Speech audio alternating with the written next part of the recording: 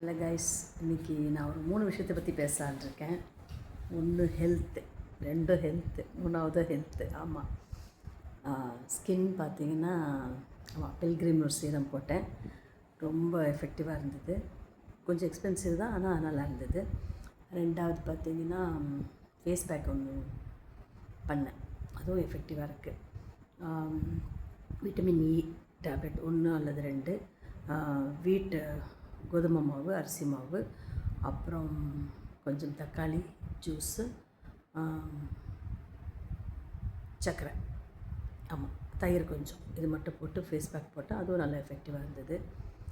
2வது நல்ல விஷயம் என்னென்னு கேட்டிங்கன்னா, ஜிம் ஜாயின் பண்ணேன். அது வந்து ரொம்ப ரொம்ப டைவர்ஷனாக இருக்குது, ரொம்ப ரொம்ப யூஸ்ஃபுல்லாக இருக்குது. நல்ல ஒரு கான்ஃபிடென்ஸ் வந்திருக்கு, ஒரு கோல் வந்திருக்கு, நல்லா ஃபிட் ஆகணுன்ட்டு. ஏன்னா ஒரு ரொம்ப ஷார்ட் பீரியடில் கொஞ்சம் வெயிட் போட்டேன்.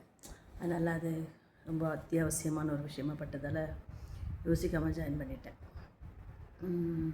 ஃபுட்டுன்னு பார்த்திங்கன்னா, காலையில் கண்டிப்பாக ஃபைபர், ஒரு கடலை, 2 எக்கு மஸ்ட்டு, ஒரு வெஜிடபிள், வெள்ளரிக்காய், கேரட் ஏதோ ஒன்று.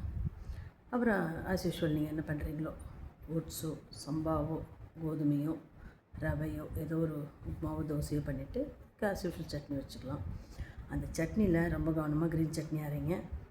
கொத்தமல்லி, புதினா, கருவேப்பிலை இல்லாமல் சட்னி அரைக்கவே கூடாதுன்னு முடிவு பண்ணியிருக்கேன். எப்போது பண்ண விஷயம் அது முடிவு பண்ணுது. ஸோ அது ஸ்டில் ஃபாலோ பண்ணிகிட்ருக்கேன். இது வந்து எல்லாமே ஹெல்த் சம்மந்தப்பட்டது தான். ஸோ உமன் ஃபாலோ பண்ணிங்கன்னா I will be very happy. Be strong, B fit, be confident. Thank you.